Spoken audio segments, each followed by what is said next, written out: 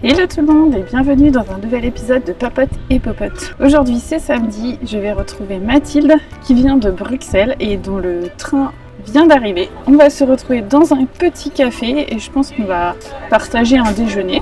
Donc le café normalement c'est Capé, c'est un café philippin. J'ai trop hâte comme d'habitude. Si vous me rejoignez sur cette vidéo, moi c'est Caroline Appétit Libre sur les réseaux et je teste des restos en compagnie d'invités qui me parlent de leur rapport à l'alimentation. Si le sujet vous intéresse, n'hésitez pas à vous abonner et si vous avez aussi envie de venir papoter avec moi, vous pouvez me contacter sur Instagram. Je me ferai un plaisir de vous rencontrer. Allez, on va retrouver Mathilde, c'est parti!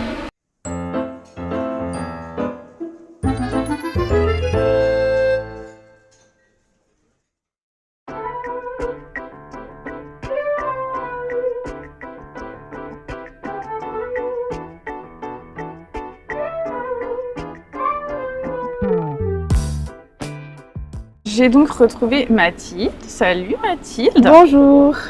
T'es super grande. Hein. Oui, je suis très grande, je vais faire comme ça. Non, j'ai l'air d'une naine comme ça. Enchantée de te rencontrer. Ça fait pas trop longtemps, mais un petit peu quand même qu'on se suit sur les réseaux. Donc ça me fait plaisir que tu t'es proposé de venir. Et pour les gens qui ne te connaissent pas, comment tu as envie de te présenter? Qu'est-ce que j'ai envie de dire? Je m'appelle Mathilde, j'arrive de Bruxelles là. J'ai pris le train pour venir à Paris ce week-end. Pour cet entretien, mais d'autres raisons aussi. Je suis hyper contente de faire cet entretien, cette conversation, parce que le rapport au corps, c'est un sujet qui m'anime beaucoup. Ça a été le cas depuis longtemps, depuis mon adolescence. Et maintenant, mon travail, il est justement axé autour du corps. Je suis facilitatrice d'expériences somatiques, donc j'invite les gens à rentrer en lien avec leur corps, avec leurs émotions, dans des espaces que je crée pour ça. Et donc ça faisait vraiment sens pour moi de venir parler de mon rapport au corps et à l'alimentation, qui a quand même été assez troublé, si je puis dire. D'accord. Bon tu vas nous en dire plus. Et c'est parti. Allez, on va caper. Le nouveau truc bobo, tendance... Si tu veux goûter sans café et glacé du coup. Je me demande quel goût ça a chaud aussi du coup. Mais en fait, moi ce que je me demande c'est quand est-ce que ça va arriver à Bruxelles. Parce que là le matcha est encore très en vogue et en général il y a un délai de quelques années. Nous aussi. Non mais tout ce qui est trendy à Paris débarque à Bruxelles. La mode, les boissons. Mais sauf si ça fait un flop, tu vois. Ouais. Parce que là ça commence à être la tendance, mais vraiment il y en a vraiment partout du truc de Oubé, glace à l'Oubé, je sais pas, c'est le nouveau truc quoi. Il y a aussi le pandan, mais qui est un peu moins que des trucs asiatiques. Ouais, mais c'est que des trucs asiatiques. Mais par contre, le pandan, c'est pas dans les boissons, c'est dans les desserts. Ah, si, j'ai déjà vu. C'est des trucs verts. Oui, ça a une couleur verte.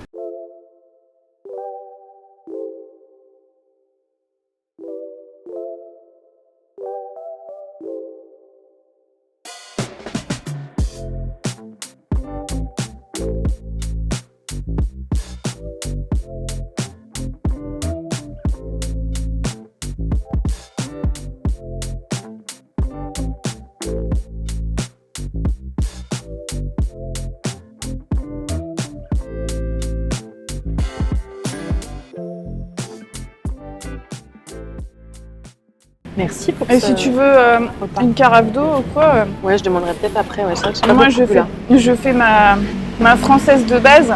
Mais t'as raison, à Bruxelles, il n'y a pas de carafe d'eau. Ah, mais ça, c'est une aberration. Il commence à y en avoir, mais on peut en parler. Ouais. Alors, on va en parler parce que quand je voyage à l'étranger, j'ai toujours l'impression que les Français sont des gros radins. Des rats, oui. Demander une carafe d'eau, le mec te rapporte la bouteille d'eau à 5 €. En Belgique, ils demandent plate ou pétillante, ce qui veut dire tu vas raquer. Et c'est parfois c'est 6 € la grande bouteille. Mais moi je trouve que c'est bien en France que tu aies de l'eau gratos. Mais surtout qu'en plus elle n'est pas non potable.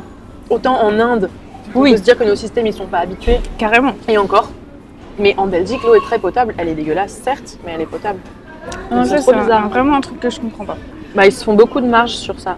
Mais il y a de plus en plus de restos quand même et de cafés qui proposent. Pour rebondir sur ce que je disais du coup, que j'ai pris le poulet, toi t'as pris le fruit du jacquet, que moi j'ai pensé, tu vois, je prends le poulet pour les protéines.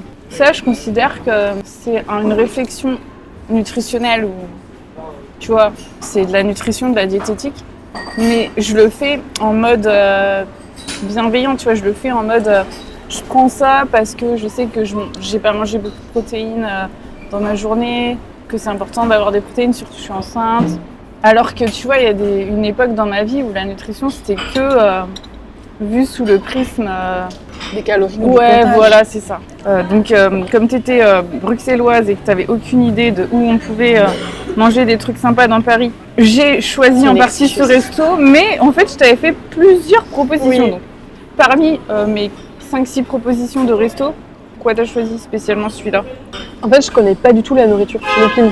Je savais même pas qu'il y avait des restos ou des petits cafés qui proposaient ça. C'est vraiment une démarche de curiosité et d'ouverture. Tu vois, je me suis dit, plutôt que d'aller manger un Pokéball que je connais, tu vois.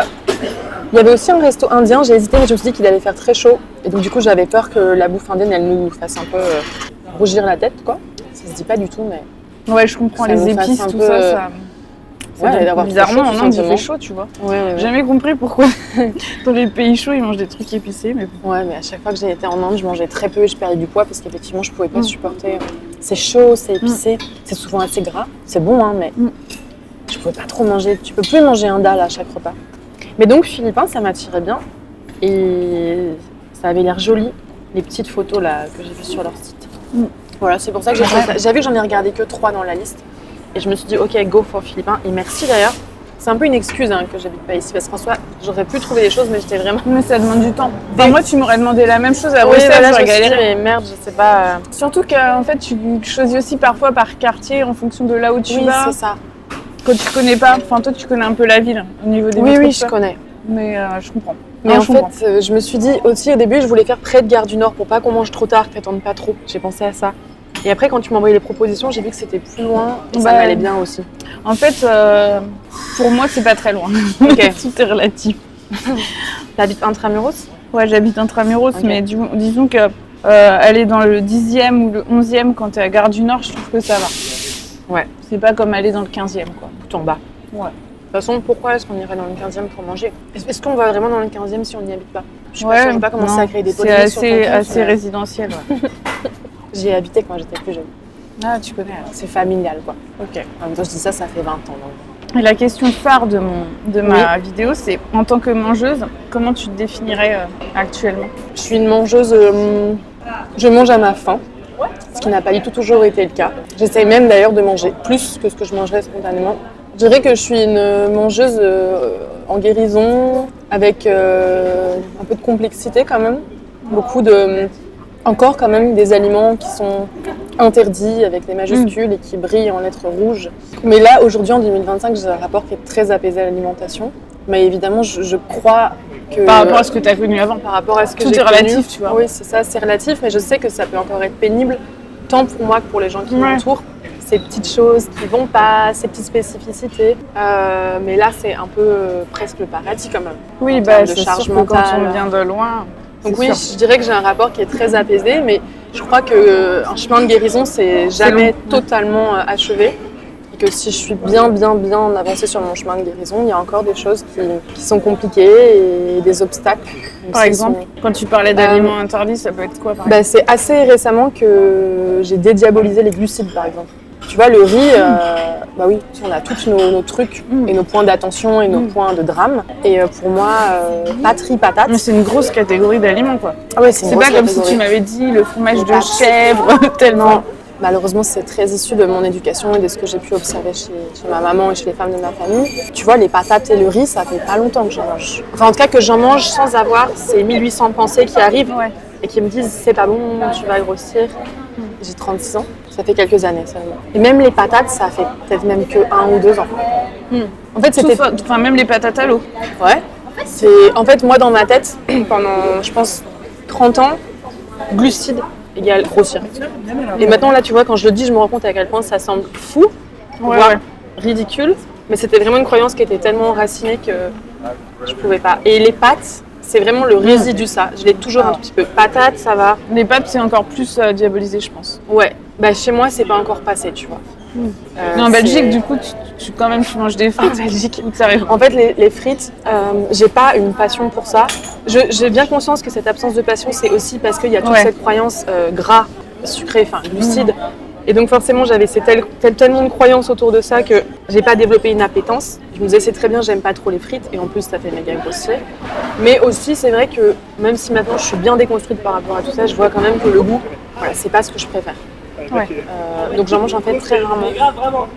Et ça m'arrive d'en piquer quelques-unes quand quelqu'un achète un cornet autour de moi, mais c'est pas un kiff d'acheter un cornet à la friterie. Bon, bah, tant mieux, parce que sinon, tu serais méga frustrée en Belgique. Ouais, après il y a d'autres trucs. Mais bon, c'est vrai que c'est pas le territoire le plus culinaire d'Europe. J'espère qu'il n'y a pas trop de Belges qui regardent. Ah non, mais moi j'ai la double nationalité. Hein.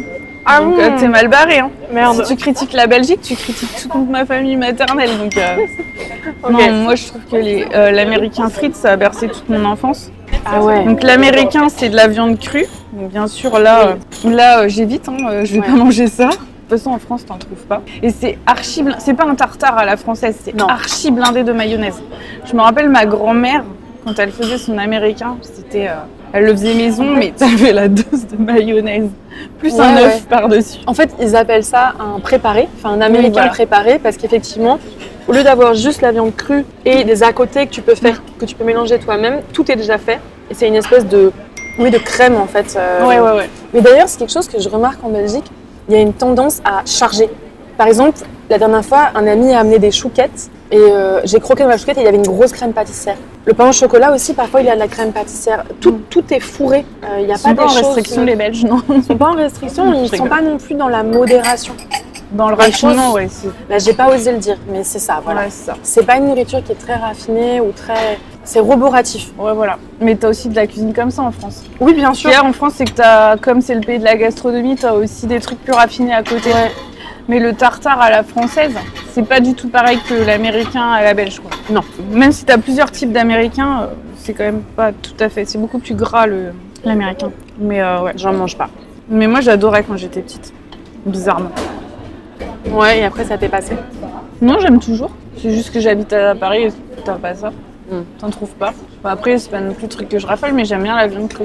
Il n'y a pas un resto spécialité belge à Paris? Je sais qu'il y a les gaufres. Mais est-ce qu'il y a un resto pour les gaufres liégeoises? C'est super dur à trouver à Paris. Des bonnes gaufres liégeoises, c'est super dur. Souvent, c'est des trucs réchauffés. Ça, c'est vraiment le truc belge. C'est le truc belge que je préfère. C'est les gaufres de Liège. Moi aussi. Parce qu'en fait, à la différence des gaufres de Bruxelles, qui sont celles qu'on trouve en France, petit point pour les auditeurs, elles ont des petites perles de sucre et elles sont caramélisées fondantes. C'est une pâte levée. Ouais. Alors que la gaufre de Bruxelles, elle est plate et plutôt molle. Ouais. Voilà. Et on la nappe de choses. La gaufre de Liège, j'ai pas besoin de la napper. Les seules personnes qui font ça, c'est les touristes à Bruxelles. Mais c'est ce que je dis tout le temps. Pourquoi tu mets du chocolat sur ta gaufre de Liège? On est d'accord. Chocolat, ça va encore. Fraises, crème chantilly, caramel. En fait, elle se suffit à elle-même. Mais oui, c'est vraiment un dessert assez... Voilà, il n'y a pas besoin. C'est vrai que c'est difficile d'en trouver à Paris. Mais il y a une petite échoppe qui s'appelle Mertz, je crois. Mertz. Et ça vient de Lille en fait. Il y en a une à Paris. Et ils proposent des gaufres de Liège. Ah bon? Peut-être que l'hiver alors, je sais pas. Ils font les gaufres toutes fines là, mais... Ah oui. Ils font pas les gaufres... Non, j'ai trouvé une boutique qui est ouverte l'année dernière qui est pas trop mal pour les gaufres de Liège, qui s'appelle La Belle Liégeoise. Mais bon, bien sûr, ils te proposent tout un tas de toppings si tu as envie. Ouais. Et tout le monde fait ça ici, alors que moi je suis la seule à prendre la gaufre. Le mec est là, mais vous voulez une gaufre nature, vous êtes sûr? Je fais oui. Il te demande 3 fois si t'es sûr. C'est dommage, c'est tellement bon sans rien. Pour moi, c'est un message, c'est un peu comme les crêpes. Je trouve que point trop n'en faut. 2-3 ingrédients, c'est bien. Tu vois, je mettrais pas 5 ou 6 trucs. J'aime bien. Mais la crêpe au sucre, c'est la meilleure. Oui. Ou caramel beurre salé. Quand même. Hommage. Ouais. Moi, je suis pas une dingue de Nutella, moi. Moi non plus. Je trouve que c'est trop... Je sais pas, c'est trop. Tu nous disais donc que tu as été bercée dans ton enfance par ta mère et les autres femmes de ta famille qui faisaient des récits. Ça y est, on rentre dans le deep. Ouais. C'est le moment maman. Ouais. Mais t'es pas obligée d'en parler. Non, il n'y a pas de parler problème. de ta famille. Mais je pense que je peux pas... je pense pas, je sais que je peux pas parler de mon rapport à l'alimentation sans parler de ce dans quoi j'ai grandi et de ce que j'ai pu observer et intérioriser en tant que petite fille. Mais du coup, on est de la même génération, donc potentiellement on a des mères qui sont de la même génération, des grands-mères de la même génération, et c'est vrai qu'à cette époque-là, il y avait pas mal de gens au régime. Oui, et en fait, le régime était un mode de vie aussi. Je sais pas, en fait, oui, sans parler de ce que... Voilà, je vais parler de moi Et moi, ce que j'ai observé dans mon enfance, c'était que ma maman ne mangeait pas comme nous à table, qu'elle n'avait pas les mêmes plats. Et aussi qu'il y avait souvent des nouveaux régimes qui apparaissaient. Enfin, moi, je pensais qu'en fait, être une femme, c'était être au régime. J'entendais beaucoup ça. Est-ce que je commence un nouveau régime, Est-ce que tu penses a posteriori, avec le recul, que ta mère elle avait un TCA? Complètement. Bah, elle a toujours. Enfin, elle est encore au régime. Ouais, mais du coup, est-ce qu'elle se présente comme ayant un trouble alimentaire ou comme faisant un régime? Elle se présente complètement comme ayant un rapport complexe à la nourriture et ne sachant pas faire autrement que faire des périodes régimées, des périodes abondance. Ouais, d'accord. Ouais, ce que moi j'appelle un TCA. Quoi. C'est complètement un TCA. C'est ce que je dirais aussi, mais bah ouais, en fait, je me demande dans quelle mesure je suis confortable de parler de ma mère. Je préfère parler de moi, comment j'ai vécu. Mais oui, je suis hyper d'accord avec ça. Et après, plus on vieillit, plus les choses s'enracinent dans le corps et dans la tête. Et si moi, je sais que j'ai eu un TCA, et d'ailleurs que c'est toujours un peu présent, parce que comme je disais tout à l'heure, je crois qu'on s'en défait jamais totalement, il y a toujours des petits résidus. Mais est-ce que tu penses pas que nous, on a une facilité à s'en détacher parce qu'on vit dans l'époque actuelle, qui a quand même un peu libéré la parole là-dessus? Enfin, je sais pas. Parce que je me dis, on aurait eu ça plus jeune. Ouais. Si on avait eu ça, des gens 30 ans, si on était nés 30 ans avant, quoi. Oui, d'office, maintenant, tu as des tonnes de comptes Insta qui parlent des TCA, de rémission, de survivance, de façon de s'en sortir. Bon, il y a aussi malheureusement plein de plateformes pour comment bien maigrir et pour combien il faut avoir d'os qui saillent. Enfin voilà, c'est un peu chaud. Comment faire en sorte qu'on voit tes clavicules, ça c'est un truc un peu flippant, mais qui est pas mal en vogue dans la sphère régime et anorexie. Mais oui, c'est possible que je ne l'aurais pas labellisé. En tout cas, dans ma famille, les femmes sont au régime. C'est comme ça. Toutes les femmes? Oui. Bah, ma grand-mère, elle était au régime, donc ma mère, elle était au régime et elle l'est toujours. Et moi, j'étais au régime quand j'avais 16 ans. J'étais très mince. Qu'est-ce qui a fait que tu t'es mis au régime du coup?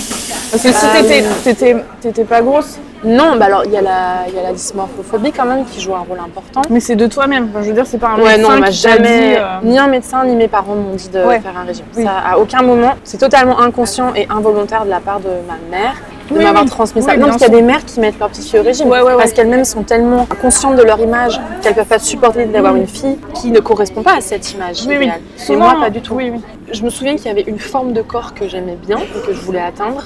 Et bah, je n'avais pas cette forme. En fait, moi, je voulais être dans le magazine. La fille, la mannequin, elle n'a pas de graisse. Enfin, moi, je voulais ça, en fait. Je voulais avoir...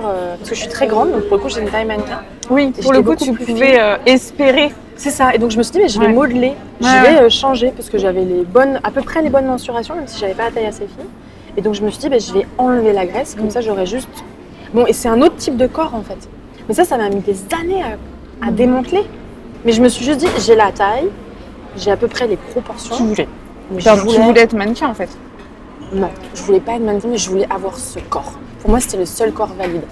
Aussi, dans ma famille, c'est très valorisé la minceur. Ouais. Et il y a beaucoup de grossophobie quasiment décomplexée en fait. Donc, moi, j'avais cette terreur de prendre du poids.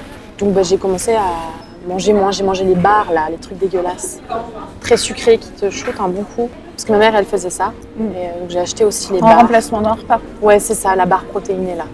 Ouais. J'ai mangé ça. Et ça m'a fait un peu plonger dans des trucs, quoi. J'ai aussi arrêté de manger. Enfin, j'ai fait toutes sortes de choses. Mais c'était pas tant pour moi, mon problème, c'était pas tant que je voulais maigrir, c'était que je voulais pas grossir. Ouais, pareil. C'était vraiment ça. Mais en fait, je trouve que ça, c'est déclenché par le fait de perdre du poids un petit peu. Quand tu perds quelques kilos, des fois, tu te dis, bon, c'est bon, j'ai atteint l'objectif. Mais du coup, tu te retrouves dans une peur de reprendre. Tu sais plus comment manger. Ça. Mais en fait, ce qui est intéressant... Du coup, tu as perdu beaucoup de poids? Non. J'ai toujours eu un poids... normal.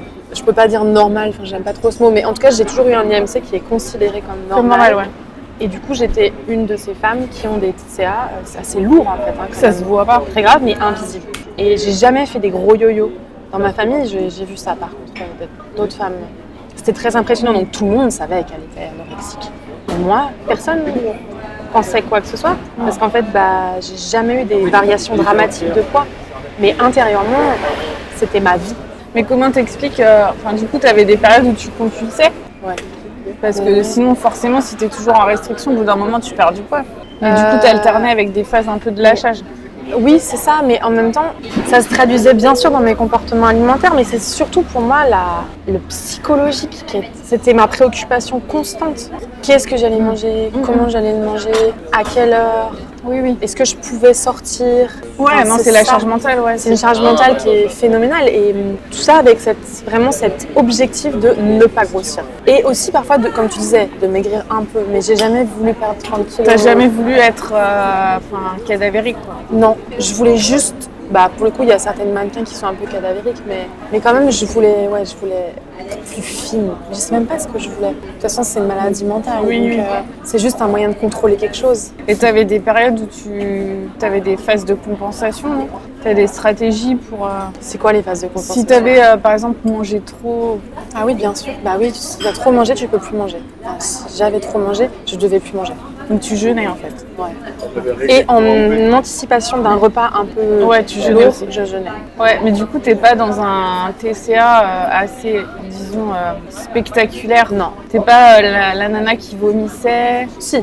Ah, t'as vomi? Complètement. Ça, j'ai beaucoup fait. Ouais. C'est fatigant, ça. Ouais, après, ça se voit pas, quoi. Ça se voit que là, si tu le fais trop, oui. ça fait des petites marques. Ouais. Mais je n'ai jamais eu énormément. Parce qu'il y a des femmes chez qui ça se voit, tu peux voir dans le métro, parfois. On dirait que c'est ça. Ouais. Peut-être qu'après, elles font beaucoup de bricolage et qu'elles ont des marques là, mais moi, je me dis quand même... Ouais, c'est vrai que moi, j'ai tic toujours sur les mains un peu abîmées. Mais ça peut être d'autres trucs, quoi. Celles qui s'automutilent ou quoi, je sais pas. C'est vrai que souvent, quand même, les marques majeures indexent sur les phalanges. Ça peut être ça. Et donc, j'ai jamais eu ça très fort. Et oui, de nouveau, tant qu'il n'y a pas, c'est ça, ces variations de poids spectaculaires, comme tu dis, il n'y a pas tellement de doute. Et seules les personnes qui connaissent et qui ont vécu ou qui vivent ce genre de situation peuvent identifier. Moi, je vois très bien si je prends un repas avec quelqu'un, j'arrive vite à identifier, il y a un petit truc bizarre ou c'est marrant. Après, tu peux jamais savoir sur un seul repas. Non, mais tu as quand même des doutes. Il y a une espèce de faisceau d'indices, quoi. Si tu commences à voir une personne de manière régulière. Et si tu la connais aussi en dehors des repas et tu sais qu'elle a des discours un peu grossophobes ou très contrôlant. Ouais, voilà. Ouais. Après, tu vois, quelqu'un qui dit là je peux plus manger, là c'est trop, mais qui à côté de ça est vraiment, tu vois, zéro grossophobie. Tu vois, là c'est différent, je trouve. C'est vraiment un ensemble. Oui, c'est ça, c'est comme je dis, c'est un faisceau d'indices ou c'est un. Enfin, en tout cas, je crois que quand on a vécu ces sujets et ces problématiques, on est plus à même d'aller identifier et même juste de ressentir en fait l'énergie de cette personne qui mange en face de nous.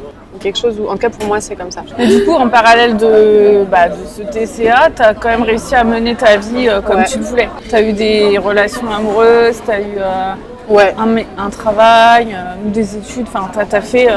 je veux dire, ça t'a pas coupé, t'as pas eu d'hospitalisation. Non, jamais. Tu as été suivie, à quel moment tu as consulté en disant que tu avais un problème d'alimentation?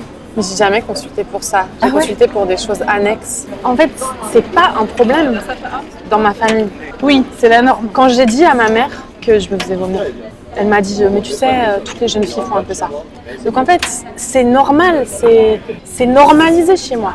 Je pense qu'elle disait ça parce qu'elle a dû le faire et que jamais on lui a dit que c'était pas ok et que c'était se détruire en fait. Et encore une fois, je veux pas lui jeter la pierre parce qu'elle a son histoire, elle a son vécu et sa relation avec sa mère. Mais c'est jamais de toute façon. Mais c'est jamais la faute des parents. Et donc, à la fois, il y avait cette inquiétude. Quand je lui ai dit à ma mère, forcément, elle s'est inquiétée. Mais je crois même sans faire tellement le lien avec elle, mais il y avait cette inquiétude et ce soin, et à la fois cette dédramatisation. Et je crois que c'est toujours la même chose. Quand un enfant partage avec son parent un trouble qu'elle rencontre, le parent, dans sa souffrance, dans son inquiétude, va un peu dédramatiser ou va peut-être essayer de ne pas voir l'ampleur du problème. Ouais. Et là, c'était comme ça pour mes TCA. Et je me souviens, à chaque fois que je voyais ma mère, elle me disait « Oui, mais bon, ça va mieux maintenant quand même. » Mais qu'est-ce que t'en sais en fait? Je me fais vomir tous les jours. Non, ça va pas mieux. Mais c'est trop dur pour un parent d'entendre que son enfant souffre. Ah, mais oui, et surtout quand c'est en miroir à une situation que le parent vit ou a vécu. Et je suis pas sûre que tout ça soit conscientisé par ma maman. Je me demande aussi comment c'était pour mon père, parce que je n'ai pas trop parlé avec lui. Mais Et tu as parlé des femmes dans ta famille, mais les hommes, il n'y avait pas de sujet. Parce que moi, je trouve, après je te laisserai, je trouve que souvent, ok, les femmes sont au régime, mais les hommes sont grossophobes. Oui, complètement. C'est ce que je veux dire, ça vient pas de nulle part non plus. Ce que j'ai identifié dans ma famille, moi j'ai été élevée par un père et une mère ensemble, c'est que c'est surtout du côté maternel qu'il y a des problématiques au niveau de la nourriture. Mais les hommes font le lit un peu du tout. Je sais pas. En tout cas, mon jugement il est biaisé parce que je connais mieux et j'ai passé plus de temps dans ma famille maternelle. Donc je sais pas si je suis en capacité d'identifier ces sujets-là dans la famille de mon père. Mais par contre, chez ma mère, je vois bien. Il y a des soucis. C'est pas juste elle et moi. C'est quelque chose qui est présent. Et pour répondre à ta question, certains hommes dans la famille de ma mère ont aussi cette difficulté avec la nourriture. En tout cas, il y a un sujet, tu vois. Et on se refile les contacts des diététiciennes, ce genre de choses. Après, les hommes sont souvent plus dans le déni, je trouve. Ah bah moi, les femmes, elles sont dans un niveau de déni, crois-moi, proche des étoiles. Hein, mais... Enfin, si on doit partir dans des discours genrés, il y a quand même cette idée que l'homme peut être dans l'expansion, prendre sa place, s'affirmer. Et donc, une prise de poids va être moins dénigrée, enfin pas dénigrée, mais moins moquée ou ridiculisée que chez une femme, qui se doit d'être fine, de contenir, de ne pas prendre trop de place. Mais il y a une grossophobie dans ma famille qui est assez forte, quel que soit le genre, je dirais. Tu vois, j'ai des souvenirs de blagues quand j'étais petite. Pas dans ma famille nucléaire, chez ma maman et mon papa, mais dans la famille plus élargie, il y a pas mal de grossophobie. Comment ça s'est passé tes étapes vers la guérison? C'est toujours des chemins qui sont... Enfin, mon chemin a été morcelé, interrompu. Il y a eu beaucoup d'avant, arrière, mais je pense que les pratiques corporelles, les pratiques somatiques m'ont aidée. Mais c'est un chemin qui est très long parce que tout ça, ça a commencé à 16 ans et là j'en ai 36. Tu vois, les crises de boulimie, ça fait un peu plus de 2 ans que j'ai complètement arrêté. Donc sur la fin, c'était quand même très sporadique. On n'était plus du tout à une fréquence d'une fois par jour ou plusieurs fois par jour. Mais là, je m'estime, guérie à 99, 98%, 90%. Ah, tu parles comme les Belges, toi. Bah, ça fait quand même 10 ans. Ah ouais, c'est rigolo. Donc 99 ou 98. T'as pas été tellement dans le déni, d'après ce que je comprends. Si, au début, complètement. Ouais, au début, mais ça n'a pas duré si longtemps que ça, puisque t'en as parlé à ta mère. Ouais. Oui, j'en ai parlé, mais ça n'a pas été accueilli comme... Enfin, c'était très paradoxal. Ouais, donc ça t'a Ça a été accueilli comme une préoccupation, mais en même temps avec un discours un peu normalisant. Donc... Et puis de toute façon, je peux pas en vouloir à ma mère. Enfin, elle a fait ce qu'elle a pu et c'était pas à elle de me sauver et elle m'a jamais forcé à quoi que ce soit. Enfin, je sais pas. Je m'en souviens. J'arrivais pas à sortir de ça. Je pourrais pas expliquer comment ça s'est fait. Le problème, c'est que je me disais, tous les gens qui ont des TCA font ça, mais je me disais, je vais essayer de remanger normalement, de pas être dans la privation. Mais du coup, j'avais hyper peur de grossir. Et en plus, quand on se remet à manger normalement, on grossit un peu. Donc il y a eu des phases où je grossissais un tout petit peu, pas trop. Mais du coup, ça me faisait peur aussi, cette faim insatiable. Parce que quand on ouvre les vannes, le corps, il fait oui, wow, c'est donc la faim extrême. Et là, ça y est, on mange. J'avais peur et je me disais, ah bah voilà, je suis comme dans ma famille. Moi aussi, je suis genre vorace. Donc moi aussi, je dois être au régime. Tu vois, il y avait tout le temps cette roue de pensée qui se mettait en place. En fait, le fait de m'autoriser à manger me confirmait dans la croyance que je devais être au régime. Mais là, aujourd'hui, je ne suis pas vorace et je mange bien à ma faim et je ne prends pas de poids. Et juste parce que j'avais cette croyance très fortement ancrée que manger, c'est grossir. Je crois que c'est vraiment ça le sujet, quoi. Oui. Manger, c'est pas se nourrir, c'est pas se donner de l'énergie. C'est pas se faire du bien, c'est prendre du poids. Je pense que c'est la croyance commune à tous les TCA, sauf ceux qui sont pas liés au poids, tu vois. Mais j'ai eu ça en fait, tu perds un peu la notion de à quoi ça sert la nourriture, en fait. Finalement, la nourriture, c'est vu comme une source de plaisir, mais qui fait grossir. C'est que ça, en fait, j'ai l'impression. Et en fait, oui, et quand tu parles de source de plaisir, ça me fait penser que moi, j'étais très fière, justement, de m'en ficher un peu de la nourriture. Je crois qu'il y a quelque chose dans l'anorexie où on se sent un peu au-delà, au-dessus. Moi, je flotte de toute façon. Moi, vu que je mange pas, je suis complètement en état de conscience modifié. J'évolue comme ça dans ma vie, en flottant un peu. En fait, tu planes, t'as aucune réserve. Et du coup, moi, je me sentais un peu supérieure par rapport aux gens, tu vois, qui mangent, qui ont besoin de se nourrir. Moi, j'avais pas besoin de me nourrir. Et ça, je l'ai entendu dans plusieurs discours de personnes. En fait, t'as une autre forme de restriction peut-être moins forte qui te pousse en fait à... Et justement, ça rejoint un peu... tu sais, ceux qui accordent une grande importance pour que le repas soit parfait, exactement comme ils veulent. Non, parfait au sens parfait pour que leur papier gustatif soit... Comme en fait, c'est rare de manger. Donc quand ils mangent, il faut que ça soit le top du top à chaque fois, tu vois. Et du coup, ils sont hyper exigeants. Je crois que j'ai eu un peu ça aussi. Moi, je pense que j'étais plus dans ce versant-là, à critiquer, tu vois, quand par exemple, j'allais chez mes parents qui faisaient à manger, dire ah non, mais là, c'est pas assez comme ci, pas assez comme ça, tu vois. Parce que je cherchais vraiment la perfection. Parce que comme c'est rare. Autant que ce soit trop bien. Voilà, autant que ce soit trop bien, c'est ça. Exactement. Bah oui, bien sûr. Que ce soit Vu que t'en as que 2 par semaine, il faut que ton repas soit vraiment stylé, quoi. Oui, je le comprends ça. Et du coup, tu vas pas manger une chose Et un du peu coup, simple, tu passes pour quelqu'un de hyper tatillon, hyper exigeant. et condescendant, Qui est, qui est un gastronome hors pair, qui fait gaffe à tout le moindre détail, la quantité d'assaisonnement parfait, la température parfaite. Et en fait, tu crèves de faim. Ouais, c'est pour ça que tu vois tout ce qui est après je dis pas qu'ils sont tous comme ça, mais tous ces contenus foodie un peu des fois je pense déjà je pense que ça peut te rendre un peu dingo parce que du coup comme tu crées des contenus là-dessus, du coup tu dois être un peu entre les messages de la société qui te disent de manger sain, de faire attention, etc. et toi qui fais ça, ça peut créer de la restriction et t'es encore plus attentif au truc pour qu'il soit parfait. Je sais pas si tu vois ce que je veux dire. Oui, complètement. Mais tu vois, moi je suis pas du tout de compte où je m'intéresse très peu en fait à tout ça. Et d'ailleurs, c'est toujours un sujet, j'allais dire l'alimentation, mais oui, mais la préparation des repas. Ça, c'est un truc que j'ai vachement de mal à lâcher, c'est l'idée que préparer un repas, c'est perdre du temps. Manger des patates, pour toi, c'est perdre du temps. Ah ouais. Bah en fait, beaucoup moins maintenant, mais je vois que ça, c'est un reste TCA qui est très fort. En fait, j'ai pas envie de dédier du temps à préparer des repas. Dans ma journée, je dois faire d'autres choses, mais pas préparer des repas. Donc du coup, tu t'es pas dans le genre de TCA, parce qu'au contraire, il y en a qui, quand ils ont TCA, veulent tout préparer bien comme il faut, parce que sinon c'est pas sain, tu vois. Ah non, mais pour le coup, je mange des trucs, je sais pas s'il y a des choses saines ou pas saines, ça aussi c'est un truc que j'essaye d'enlever de mon vocabulaire, mais...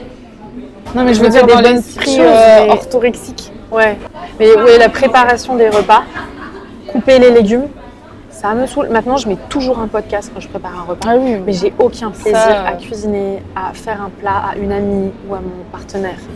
Genre, ça me fait chier. Et je pense que c'est encore des trucs très riches à l'intérieur de moi. Tu penses que c'est que lié au TCA ? Non, c'est aussi une mentalité capitaliste qui me dit que je ferais mieux de travailler et de produire des choses pour gagner de l'argent. Tout ça est un peu lié à l'intérieur de moi. Mais le TCA a quand même fait ça. Parce que moi, j'étais très fière de ne pas manger. D'acheter très peu d'ingrédients pour ma semaine, de faire très peu de repas. Une fois, il y a quelqu'un qui m'a dit, en fait, avec toi, Mathilde, on ne mange pas. Je dis, ah bah oui, c'est vrai. Tu vois, je pouvais pas un pote. Forcément. Et pour le coup, il avait raison parce que... Oui, il a voulu t'ouvrir les yeux. Je sais pas s'il a voulu ouvrir les yeux. Peut-être qu'il s'est juste dit, c'est marrant, il est 15h et on n'a pas mangé. Ouais. Mais c'est vrai, en fait, je mangeais pas. Et j'étais trop contente. J'adorais sauter un repas. J'étais là, yes, j'ai sauté un repas. Et maintenant, par contre, j'essaie vraiment de pas sauter de repas. Et je m'inquiète. Et en plus, je sens mon corps, il est très rapidement... il est très sensible, en fait. Il sent. Il dit, ah ben là, tu m'as pas nourri. Alors, je commence à être un peu vaseuse, nébuleuse, comme ça. Et je retrouve cet état que je connaissais si bien, flotter. Et j'aime plus. Voilà. Mais c'est l'hypoglycémie, ça, non ? Ouais. J'aime pas du tout. J'ai jamais aimé. Même quand j'étais dans l'anorexie, j'aimais. Ça m'arrive. Au bout d'un moment, ton corps il s'habitue, donc t'en fais plus. Mais moi, je me souviens quand même de cette sensation de. C'est ça, flotter. C'est ça, je pourrais pas le décrire autrement. Ouais. J'avais aucune présence. Pour le coup, j'étais pas du tout dans mon corps. J'étais pas du tout consciente des choses. J'avais pas fait tout ce travail de revenir dans mon corps, d'être dans mes sensations, dans mes sens. J'étais complètement à l'ouest. C'était comme coupé. Et c'est ça que j'amène dans mon travail maintenant, justement, c'est cette invitation à venir. Et tu as commencé quand tes expériences de somatique ou tes expériences de... J'ai commencé le yoga il y a environ 8 ou 9 ans. Et ensuite, j'ai découvert d'autres pratiques somatiques, notamment le tantra, il y a 6 ans, je crois. C'était un petit peu avant mes 30 ans, donc un peu plus de 6 ans. Et ça pour le coup, je sais pas si j'ai pleinement conscientisé, mais ça a été le début... Du coup, je réponds à ta question. Je pense que ça a été le début de ma vraie guérison. Tu as repris conscience dans ton corps, en fait. Ouais, je suis. Mais avant, ça se passait comment, tes relations amoureuses, ça se passait comment ? Du coup, tu n'étais pas pleinement connectée Je pense que j'étais connectée à rien du tout, amoureusement, amicalement. Je pense que j'étais en dissociation tout le temps. Mais tu arrivais quand même à relationner. Ouais, j'ai relationné, mais j'ai jamais eu des relations satisfaisantes ou saines. La seule relation romantique saine que j'ai eue, c'est celle que j'ai maintenant, et j'ai attendu d'avoir 33 ans. Et tout n'est pas parfait, bien sûr, il y a plein de traumas qui se heurtent les uns aux autres, mais avant ça, il n'y avait pas d'espace de sécurité. J'ai eu une relation, et quand j'y repense, il n'y avait que mes traumas qui prenaient de la place, et les siens, et il n'y avait pas d'espace. J'avais aucun outil de communication, je ne savais pas comment on faisait. Les émotions étaient brutes. il n'y avait pas d'introspection de ma part. Oui, j'ai eu notamment une relation et ça s'est très mal passé. Il y avait beaucoup de souffrance des deux côtés. Mais ouais, j'ai quand même relationné, ouais. J'ai eu une vie sexuelle. Ouais. Mais dissociée. Enfin, comme beaucoup de gens, je pense. Ouais, même sans TCA, je pense que voilà. quand t'es une femme, c'est pas... Même les hommes. Hein. Pour d'autres raisons et avec d'autres injonctions sociétales. Oui, bien sûr. Juste dans un truc de performance ou quoi. Mais en tout cas, j'avais des relations. Et du coup, alors après, t'as découvert le yoga, le tantra et... Ouais. Et du coup, maintenant, tu fais des ateliers pour faire découvrir ça aux gens. Moi, ce que je propose, c'est des expériences, des espaces que j'invente, que je crée et que je facilite ensuite. Donc, je guide les groupes dans des processus. Et je fais des ateliers, des soirées où je vais venir mettre différentes pratiques, différents outils. C'est comme si j'avais une grande boîte à outils qui était composée de plein de pratiques et d'expériences que j'ai pu vivre au cours des dernières années. Et je vais piocher dans cette boîte à outils. C'est très souvent des pratiques somatiques, donc liées au corps, mais pas que, pour inviter les gens à créer de la conscience et de la présence avec eux-mêmes. Et avec, ensuite, si elles veulent, les autres personnes, que ce soit en groupe, en duo. C'est vraiment une invitation à revenir dans le corps, à être en conscience. C'est un chemin de conscience, en fait, sur lequel j'invite les gens à s'aventurer. Ça paraît un peu flou, là, comme ça, mais... Je pense que c'est un truc qui doit se vivre, quoi. Oui, c'est difficile d'expliquer avec des mots. Ouais. Mais j'essaie de le faire, ça fait partie du pitch aussi, ou en tout cas de... Ouais. Ça fait partie de ce que je dois faire pour vendre mes services, parce que même si c'est un chemin de conscience et qu'on peut mettre tous les mots ésotériques qu'on veut, ça reste un service, ça reste mon travail qui me rémunère et qui paye mes dépenses, mes besoins. C'est ton gagne-pain, quoi. C'est comme ça que tu vis, quoi. Ouais, pas que. J'ai pas mal d'activités, mais en tout cas, ce que je préfère faire, ce dans quoi je me sens à l'aise et compétente, c'est ça, c'est créer ces espaces pour les gens, et surtout pour les femmes. Surtout pour les femmes. Et du coup, tu penses que les gens que tu attires à toi, c'est des gens qui sont particulièrement sujets au TCA ou qui ont... Non, pas forcément. Je pense pas. Je pense que... Non, pas du tout. C'est ni un objectif, ni une constatation. Parce que je pense qu'être dissocié, etc., il n'y a pas besoin d'avoir un TCA pour vivre ça, quoi. Et je pense que tu peux aussi avoir un TCA et ne pas être dissocié. Ça, on n'en parle pas trop, mais je pense que c'est possible. Ah ouais. Vivre pleinement les choses, ça doit être encore bien pire. En fait, tu peux être dissocié juste pour la fin et juste pour le ressenti. Moi, pas pour toutes les autres expériences. Okay. Je sais pas, j'ai pas l'impression de cette dissociation vraiment de ouf. Je l'ai un petit peu parce que je pense qu'il y a beaucoup de femmes qui l'ont eu. Ouais. Tu vois, quand j'ai vécu mon premier accouchement, ça m'a surpris parce que en fait, j'étais pas tant déconnectée de ça de mon corps parce que j'ai accouché sans péridurale. Ah ouais. Et ça a bluffé tout le monde, tu vois. Même ma diététicienne, elle m'a toujours dit que j'étais connectée à mon corps. Mais sauf pour la fin. C'était le seul truc que j'avais coupé à ce moment-là. Ouais.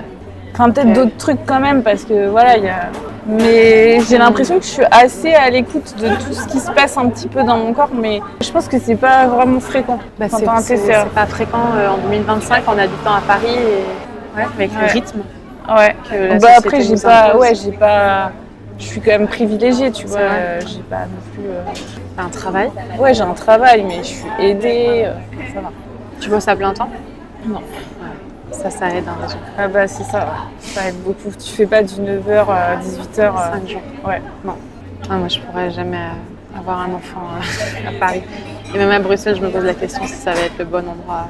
Ah ouais, après ça, c'est pour les enfants. Et pour toi, mais je pense à ça parce que t'attends un deuxième. Un troisième. C'est un troisième, ouais, voilà. Ça, pour moi, c'est sa force d'admiration, en fait. À Paris, à Paris, je pense pas qu'on soit très nombreux. Ouais. Moi qui viens de Bruxelles, je sens quand même un peu une densité un peu plus forte, quoi. Il y a quelque chose où Paris, c'est pas pareil. Bruxelles, ça a l'air un peu... Moi, j'aime beaucoup cette ville, ça a l'air un peu plus vert, plus... Ouais, déjà, ouais. Plus... tu respires plus. Mais c'est fou, mais même rien que d'arriver à la gare du Midi, qui est quand même la grosse gare, c'est autre chose. Il y a moins de pollution sonore. Après, le chemin les rues autour sont un peu dégueu, mais quand j'arrive, je me dis, ah ouais, il y a moins... Le bruit est moins... Ouais, carrément. Et je fais un trajet pour aller jusqu'à chez moi et déjà c'est moins intense qu'ici, quoi. Ouais, c'est important de dire que tu reçois pas que... c'est pas que pour les gens qui ont des TCA. Pas du tout. J'ai pensé justement à un moment à créer des espaces spécifiquement pour les femmes qui auraient eu des troubles du comportement alimentaire. Mais en fait, je crois pas que ce soit nécessaire. je crois qu'elles viennent à moi no matter what, et qu'il y en a aussi qui n'en ont pas eu et qui viennent à moi. Enfin, j'ai l'impression que je suis en capacité d'accueillir ces femmes dans un groupe plus mixte. Ouais, je dis pas mixte en termes de genre, mais mixte en termes de parcours et de problématiques. Et puis je pense qu'en fait, il n'y a aucune femme qui soit vraiment exempte d'anxiété alimentaire ou de problèmes avec son corps.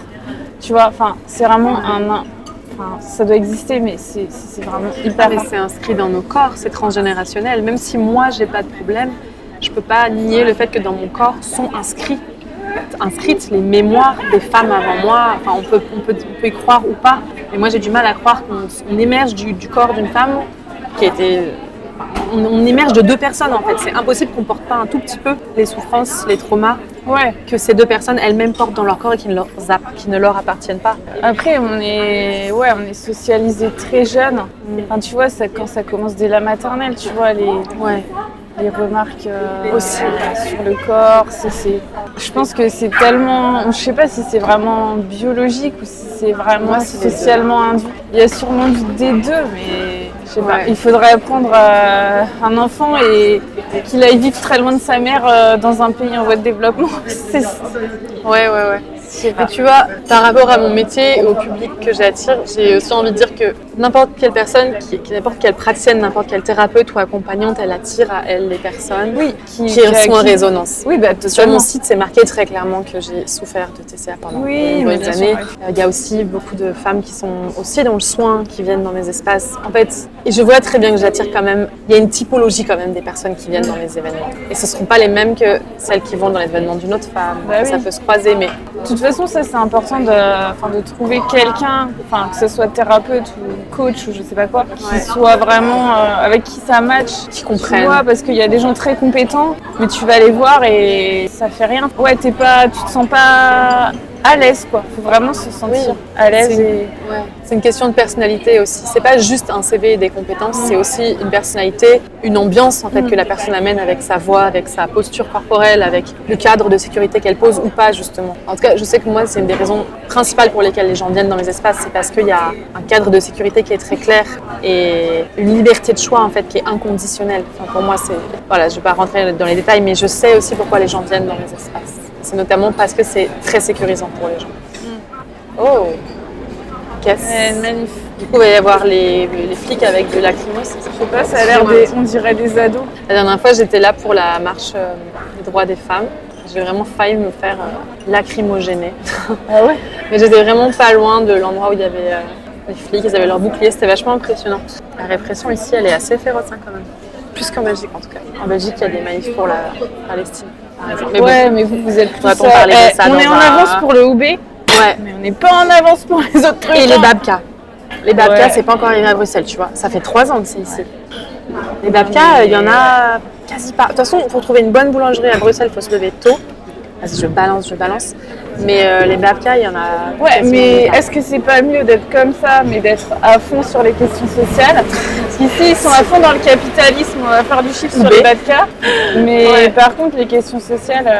Et du coup, tu as fait des pratiques somatiques, comme tu dis. Et est-ce que tu as été aussi vers des thérapies plus conventionnelles, style psychologue, diététicien? Ouais, mais en fait, depuis que j'ai 8 ou 9 ans, je crois, j'ai vu beaucoup de thérapeutes pour différentes raisons, mais notamment quand j'avais dit à ma mère que j'avais ces soucis avec la nourriture, que je me faisais vomir, elle m'a envoyé voir une thérapeute. Je pense pas que c'était la meilleure thérapeute sur le moment, mais ça a peut-être dû m'aider quand même. Mais tu vois, là, en ce moment, je suis une thérapie, je viens d'en commencer une nouvelle, et j'en avais encore une autre avant, donc oui. Une psychothérapie. Là, c'est une thérapie qui s'appelle la somatic experiencing. C'est une modalité thérapeutique de résolution du trauma.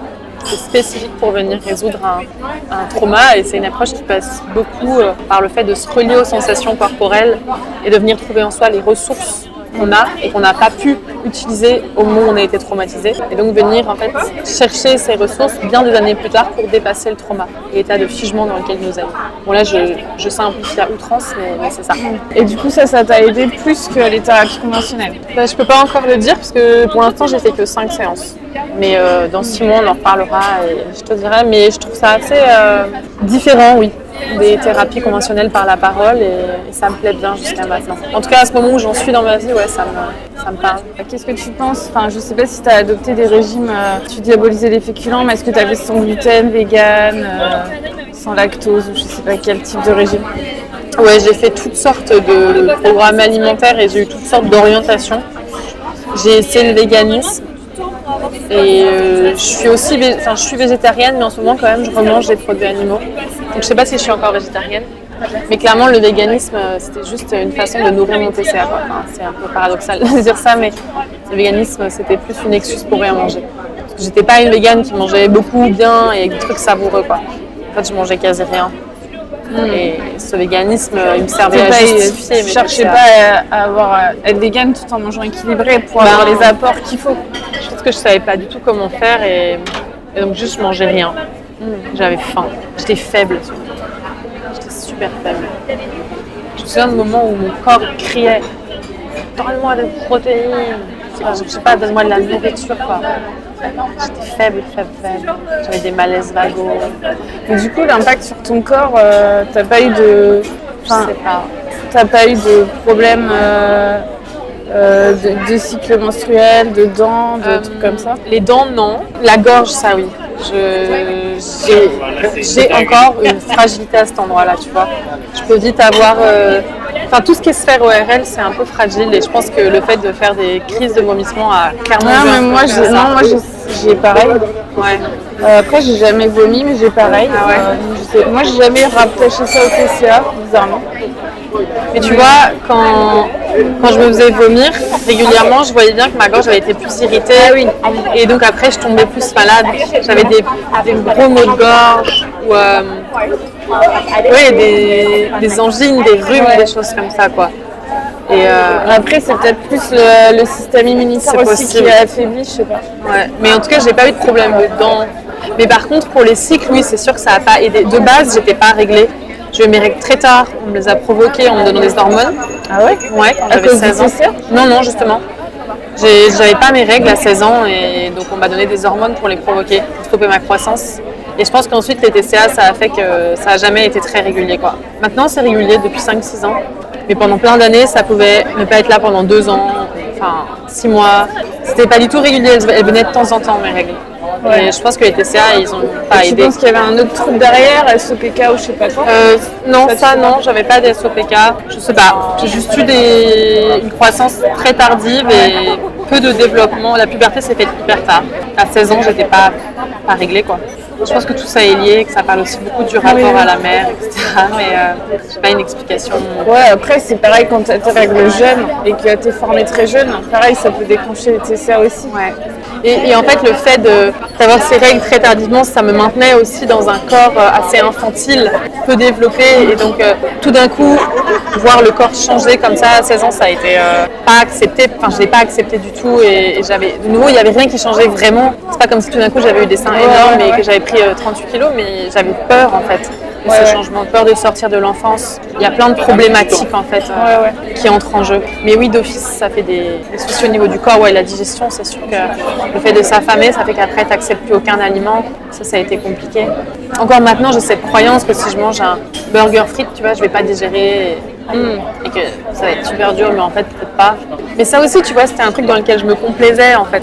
Non, mais mon estomac ne supporte pas beaucoup de choses, alors je peux pas manger ça, je peux pas manger ça. Au final, tu peux rien manger à part une vieille carotte crue sans sauce.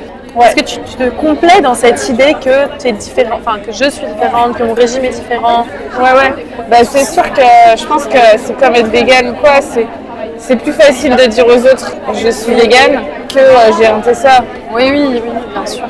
Le véganisme, c'est une espèce d'excuse, enfin, pour moi en tout cas. Tous les régimes ou tous les modes alimentaires que j'ai eus, en fait, c'était des couvertures de mes TCA. Ouais. Parce que c'est pas possible de le dire. Tu vois, j'ai même jamais pensé à le dire. Moi-même, je croyais que j'étais végane. Enfin, tu vois, en parlant avec toi, je me rends compte que j'avais des mécanismes qui marchaient aussi pour moi, pas que pour les gens autour de moi. Ouais. Après, je pense qu'il y a vraiment des véganes qui font ça de façon, enfin, pour des motivations écolo ou tu sais, quand c'est vraiment vraiment que ça pour la souffrance animale. Mais je pense que tu n'es pas aussi rigide. Enfin, je pense que tu vas pas te blâmer parce que tu as mangé un bout un petit bout de fromage comme ça que tu savais pas qu'il y avait dans ce que tu as mangé, tu vois. Oui, ou un dessert avec de la crème fraîche. Voilà. Ouais, à fond. C'est ça en fait, là où on peut avoir un indice en fait, c'est le niveau de rigidité, le niveau de tolérance qu'on a vis-à-vis de soi-même. En fait, si tu dois te nourrir et que t'as que ça, bah, je pense que tu vas manger. C'est comme par exemple, si t'es vraiment écolo, tu prends pas l'avion, mais si un jour t'es contraint de prendre l'avion, je sais pas, t'as une grand-mère qui vit je sais pas où et qui est morte, oui, au Pérou, tu vas aller la voir. Enfin, tu vas prendre l'avion parce que voilà, c'est ta famille et que tu vas y aller. Mais du coup, je pense que tu es quand même un peu plus flexible quand c'est des motivations que écolo. Je pense que ce qui rend vraiment rigide, c'est quand tu as un petit peu un TCA derrière. Ouais, c'est vrai. Je sais pas, moi c'est ce que je me dis. Ouais, faudrait en tout cas, je trouve que les véganes extrémistes, tu sais, qui sont vraiment à cheval sur le truc, moi je trouve ça suspect, quoi. Pour le coup, moi je pense que ça peut aussi être juste un focus énorme sur la souffrance animale.